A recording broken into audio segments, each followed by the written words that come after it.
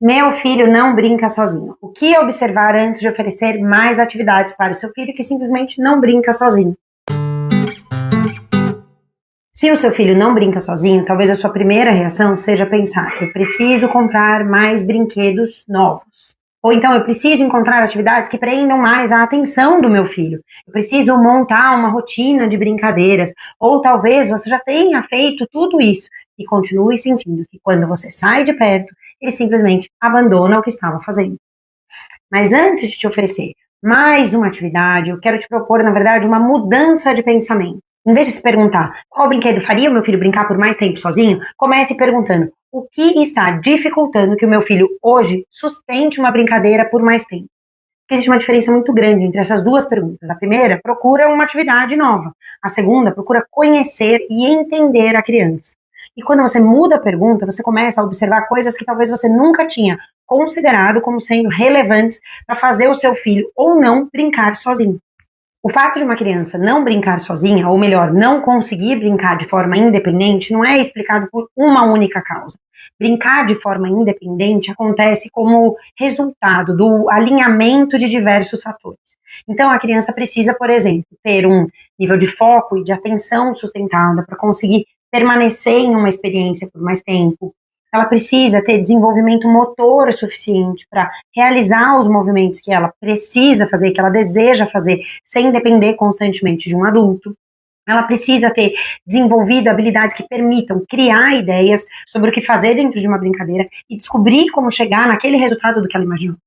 Ela precisa conseguir identificar pequenos problemas ao longo do percurso do desenrolar da brincadeira e conseguir encontrar maneiras de resolver esses problemas. Ela precisa conseguir lidar emocionalmente com algumas pequenas frustrações que vão aparecer quando ela tentar fazer algumas das coisas que ela planejou sozinha e que não dão certo. Ela precisa também ter uma relação de segurança com uma pessoa, que é a pessoa de referência dela, para saber que, mesmo se afastando por um tempo para explorar e brincar, ela sabe que, se ela precisar, essa pessoa está disponível para ela. E ainda existe um último fator, que é o fator do ambiente. O espaço precisa permitir que a criança tenha acesso aos brinquedos de forma organizada, para que ela consiga olhar e perceber as possibilidades de brincadeira e para que ela consiga ter as condições favoráveis para, criando aquela brincadeira, permanecer nela. Você percebe quantas coisas diferentes estão envolvidas nesse processo? Por isso, não é uma única explicação simples que vai te fazer entender por que o seu filho hoje não brinca sozinho. E talvez esse seja um dos maiores erros que nós, pais, cometemos quando a gente percebe essa dificuldade. A gente tenta encontrar uma solução antes de entender qual é a dificuldade dos nossos filhos. Então hoje eu quero mostrar os pontos que eu observaria antes de sair oferecendo novos brinquedos, buscando novas atividades ou tentando encontrar novos estímulos para trabalhar essa atenção do nosso filho. Então vamos lá? Primeiro ponto. O que prende hoje a atenção do seu filho? Antes de tentar ensinar o seu filho a brincar por mais tempo, o que eu faria no seu lugar? Eu observaria o que hoje chama a atenção do meu filho. E aqui existe uma diferença importante. Eu não estou perguntando simplesmente qual é o brinquedo que ele consegue usar, ou qual é o brinquedo que ele carrega sempre nas mãos. Eu estou te perguntando quais são as experiências que mais chamam a atenção do seu filho e que fazem com que ele fique dentro daquela atividade por mais tempo, sem querer parar.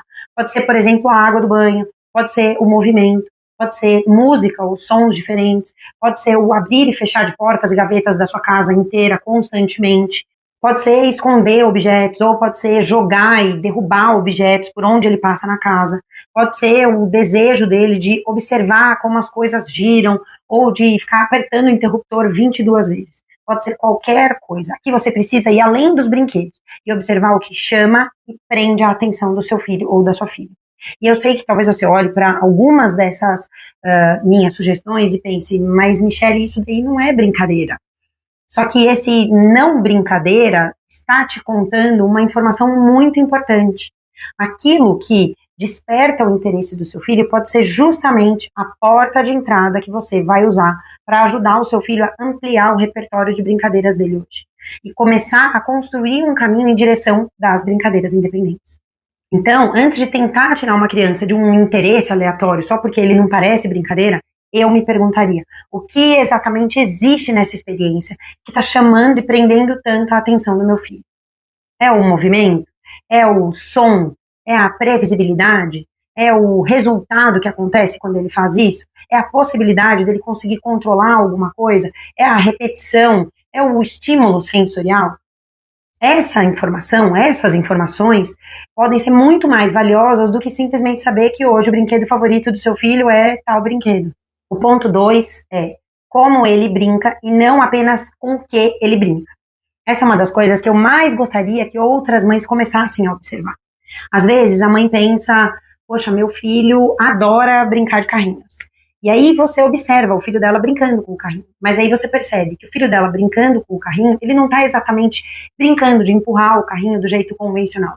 Ele está girando as rodas, ou ele está colocando todos os carrinhos em uma fila, ou ele está batendo um carrinho no outro, ele está jogando o carrinho, ou ele simplesmente carrega aquele carrinho de um lugar para o outro.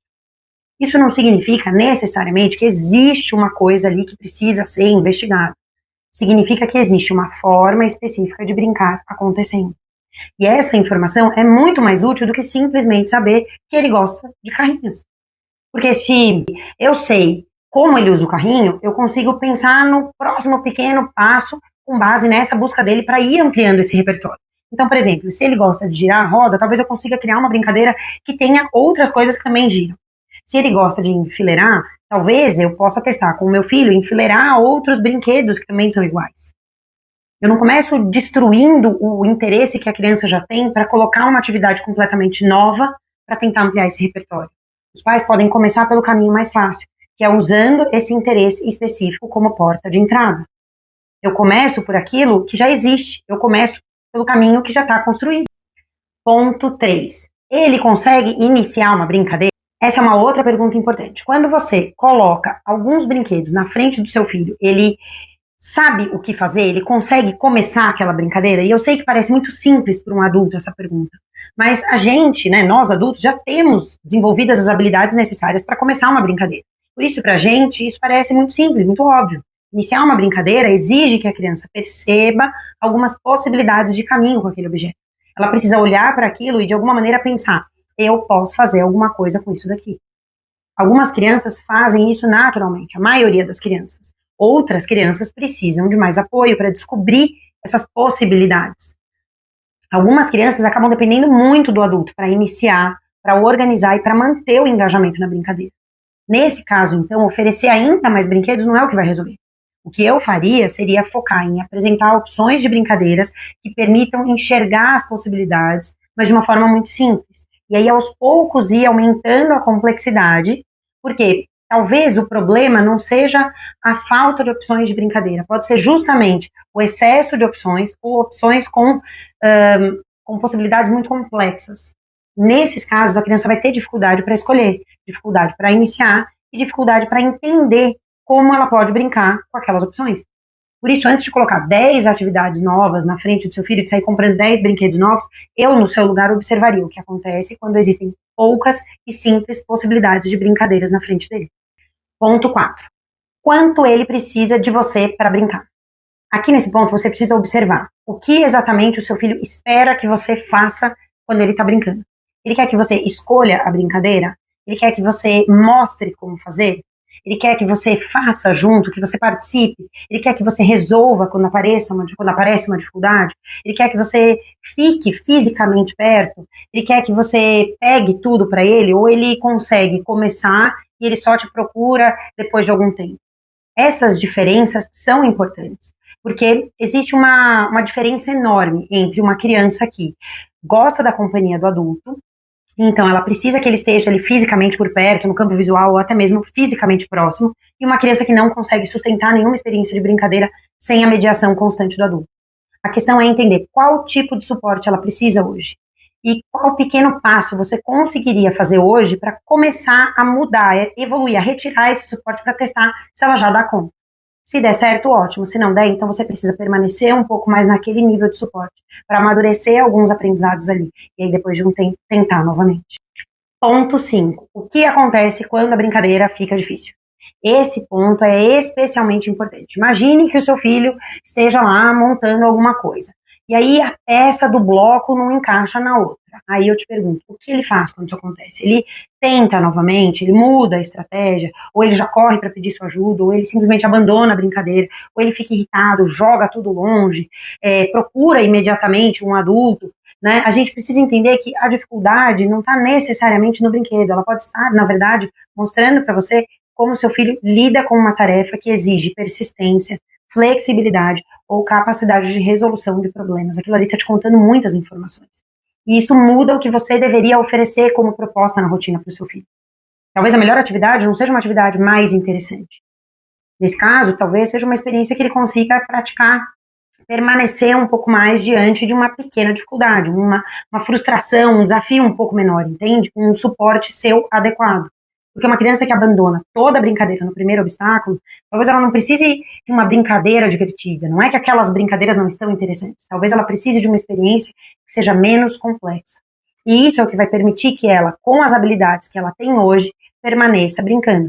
Mesmo pensando que, nesse caso, é uma brincadeira com menos, né, dificuldade. Mas sim. Ponto 6. Ele tem repertório para saber o que fazer? Aí agora a gente chega aqui num ponto que eu considero fundamental. Seu filho tem repertório suficiente para brincar sozinho? Porque uma criança que conhece poucas possibilidades de brincar, ela vai depender mais do adulto para criar novas experiências. Isso não significa que você precise ensinar dezenas de brincadeiras, nossa, ensinar a brincar de cozinha, de veterinário, de blocos, de massinha, etc. Significa que você precisa perceber qual é o repertório que já existe, trazer mais vivências dessa forma de brincar na rotina e aos poucos ir incluindo pequenos novos avanços, novas variedades. Se hoje o seu filho só brinca, por exemplo, de forma sensorial, não adianta você querer trazer brinquedos de faz de conta. É um salto muito grande. Nesse caso, traga mais brincadeiras sensoriais e aos poucos comece a trazer propostas do próximo nível, que é o de causa e efeito, que são as brincadeiras funcionais. E aí, assim por diante, até conseguir chegar no faz de conta. O objetivo não é você fazer o seu filho pular etapas e chegar logo no brincar independente, é encontrar qual é o próximo degrau. E esse próximo degrau não é necessariamente o que outra criança da mesma idade já está fazendo. É o que faz sentido para o seu filho nesse momento, considerando onde ele está hoje. Ponto 7. Como está o ambiente? Existe uma coisa que muitas vezes a gente esquece de observar. O ambiente em que esperamos que o nosso filho brinque sozinho é extremamente importante. Tem brinquedo demais? Tem televisão ligada? Tem muitos estímulos visuais? Tem organização nos brinquedos? Ou os brinquedos estão misturados, bagunçados? Faltando peças, sujos, a criança consegue encontrar aquilo que ela queria, os brinquedos estão num lugar acessíveis, ou a criança sempre precisa do adulto para pegar. Existe um espaço que ela consiga permanecer brincando? A pessoa que é a referência de segurança dela está acessível perto desse espaço? Se ela ainda tem essa dependência dessa pessoa, o espaço dela de brincar precisa ser no mesmo espaço dessa pessoa, para que ela tenha esse adulto no campo visual dela, entende? Às vezes a gente interpreta como falta de interesse aquilo que pode ser simplesmente um ambiente que não está organizado ou que não está planejado da forma que favorece a autonomia da criança. E que eu não estou falando de uma casa perfeita, montessoriana, com móveis sob medida, na altura da criança. Eu estou falando de criar condições para que a criança consiga perceber possibilidades de brincar. Lá no Guia Casa que Brinca, que é um guia bem simples que eu tenho, eu explico exatamente como fazer isso. Identificar o estágio do brincar que seu filho está, organizar os brinquedos de acordo com esse estágio dele e a preparar propostas de brincadeira que façam sentido para o seu filho.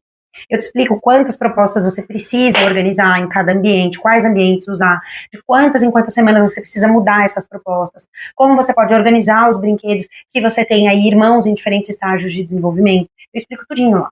Não tem como ler e não entender como fazer essa parte aqui. E essa daqui, honestamente, é a que mais pais erram, porque parece muito simples, a gente menospreza isso, a gente compra os brinquedos mais legais, faz a brincadeira e pronto. Mas não é assim. Para o brincar acontecer naturalmente, de forma independente, o ambiente precisa convidar a criança para brincar. Justamente porque daí os pais não precisam ficar falando, vai lá brincar com tal coisa. E o ambiente precisa favorecer a permanência da criança na brincadeira. E o ponto 8. O que você está esperando que brincar sozinho seja? Esse ponto eu considero essencial, porque às vezes a expectativa da mãe precisa ser realinhada. Quando você diz assim, meu filho não brinca sozinho, o que você realmente está esperando que aconteça? O que para você é esse brincar sozinho? Que ele fique, sei lá, 30 minutos no quarto dele sozinho? Que ele escolha os brinquedos e fique brincando com eles o dia todo? ou que ele simplesmente não chame, né, não peça a sua ajuda, ou que ele não te chame para mostrar o que ele está fazendo, ou que ele invente a brincadeira inteira sozinho e não te pergunte mais nada. Porque brincar sozinho pode significar muitas coisas diferentes. Uma criança pode brincar de forma independente por alguns minutos e depois ir procurar aquele adulto que é a referência dela. Ela pode precisar de ajuda para iniciar, mas depois conseguir continuar brincando sozinha. Ela pode brincar perto da mãe sem necessariamente precisar que a mãe participe, mas ela precisa que a mãe esteja no campo visual. Ela pode conseguir brincar sozinha com algumas coisas, mas não com outras. E todas essas informações são importantes.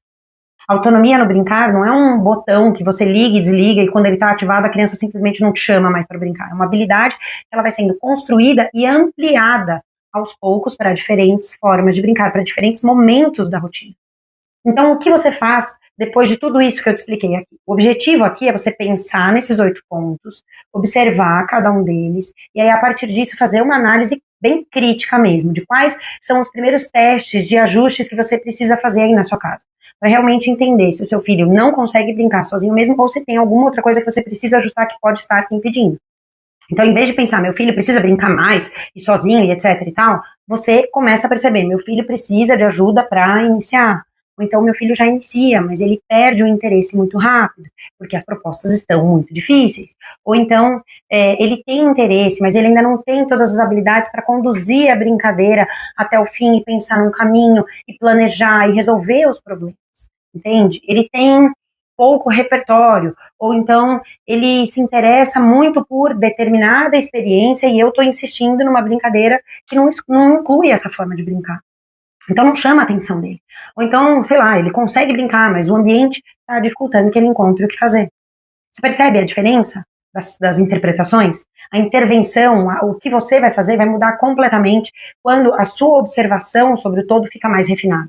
É por isso que eu não acredito que exista uma lista universal de atividades, de brincadeiras que funcione da mesma maneira para todas as crianças brincarem de forma independente. A brincadeira que prende a atenção de uma criança pode não significar absolutamente nada para outra. E, principalmente, quando nós estamos falando de crianças que funcionam de maneiras diferentes, né, de crianças neurodivergentes, comparar com o que outras crianças da mesma idade fazem vai tirar o nosso foco da pergunta mais importante, que é: quem é essa criança que está na minha frente hoje? O que desperta o interesse dela? O que ela hoje já consegue fazer? No que ela ainda precisa da minha ajuda? O que desorganiza essa criança, o que aumenta a frustração dela, o que facilita a participação dela, o que ela gosta de repetir, o que ela tenta fazer sozinha, qual é o próximo pequeno passo que eu percebo que é possível tentar trazer para a rotina dela. Quando você começa a olhar dessa maneira, o brincar deixa de ser uma lista de atividades que você precisa ficar tentando cumprir porque chegou a idade. Ele passa, na verdade, a ser uma fonte de informações sobre o desenvolvimento do seu filho. Você não precisa conhecer todas as brincadeiras do mundo. Você precisa aprender a enxergar qual brincadeira pode ser a próxima brincadeira que faz sentido para o seu filho. Então, se hoje você pensa, meu filho não brinca sozinho, eu não começaria comprando mais brinquedos, ou aquele brinquedo que você viu na internet que promete fazer seu filho ficar horas brincando.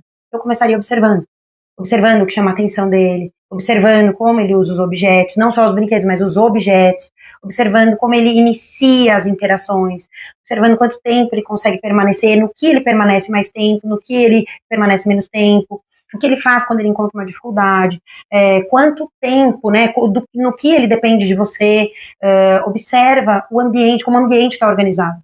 E principalmente observa qual é o próximo degrau que parece que o meu filho está pronto para alcançar. Porque talvez o seu filho não precisa da atividade nova do momento.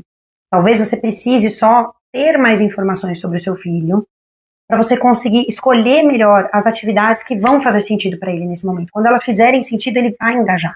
E essa é uma das coisas que eu mais defendo aqui.